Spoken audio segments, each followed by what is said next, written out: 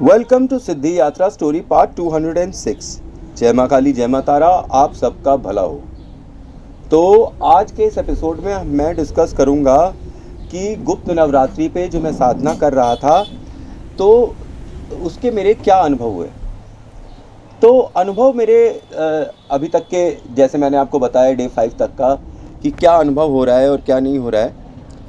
तो उसमें मैंने ये समझा कि सबसे पहले दिन तो जैसे मैंने आपको बताया कि मुझे लगा मेरे गाल पे किसी ने चाटा मारा। दूसरे दिन मुझे पता चला कि मेरा पीछे वाला एक दांत ही टूट गया है, तो डॉक्टर के पास जाना पड़ा, पेन किलर लेना पड़ा। तीसरे दिन मुझको ऐसा लगा कि कोई मेरा गला दबा रहा है, पसीना आ रहा है और खरोचने का पैर पर, और ऐसे ही करके मतलब पसीना आना और हवा का तापमान ज़्यादा होना कम होना, ठीक है, और पीछे की छत पर कोई स्त्री का होना और एक अजीब सी आवाज़ आना ऊ ऊ ऊ करके।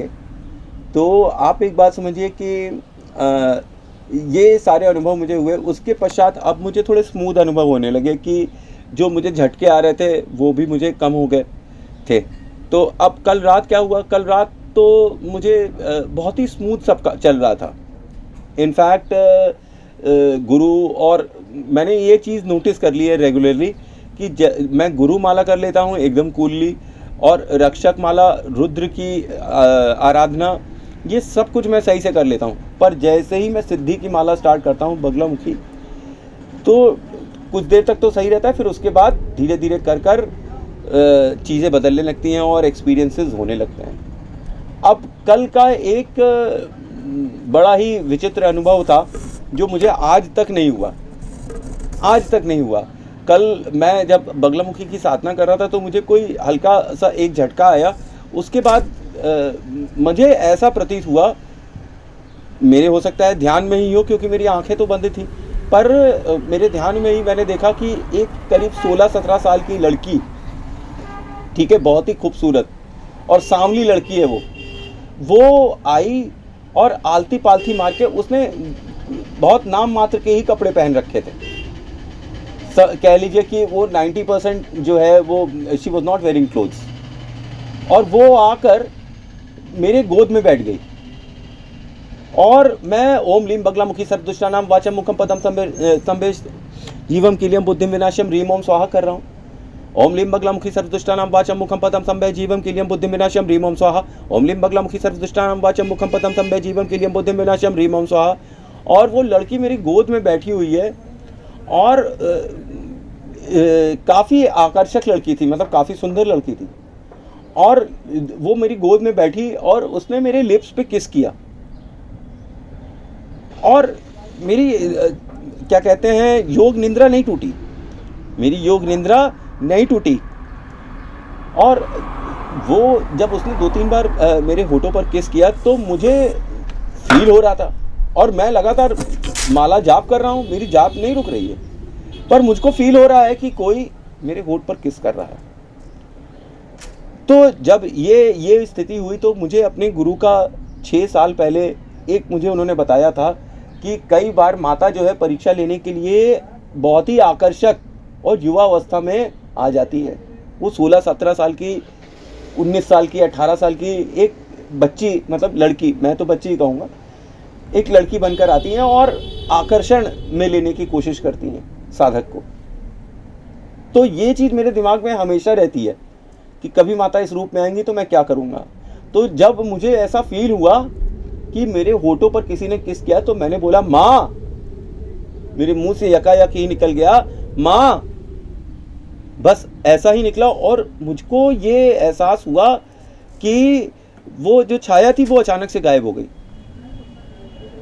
और फिर उसके बाद मुझको ऐसा कोई फील नहीं हुआ। मेरे पूरे रोंगटे खड़े हो गए थे शरीर के और काफ़ी कुछ। लेकिन क्योंकि मैं ये चीज़ जानता था कि माता जब भी आएगी मुझको अपना ध्यान जो है भटकाना नहीं है।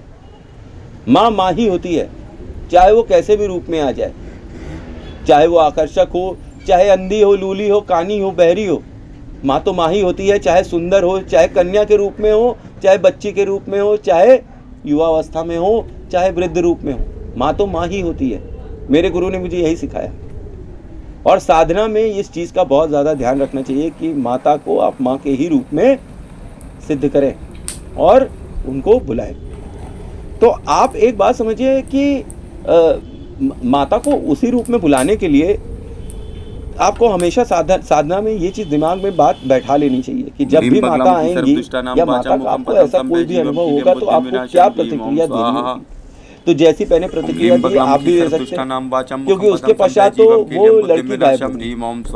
और जब मैंने अपनी मालाएं पूरी करी हैं उसके बाद मैं उठा हूँ तो फिर मैं सोने चला गया, और सोते वक्त भी मुझको ऐसा प्रतीत हुआ कि फिर से मुझे ऊटपटांग सपने आने स्टार्ट हो गए।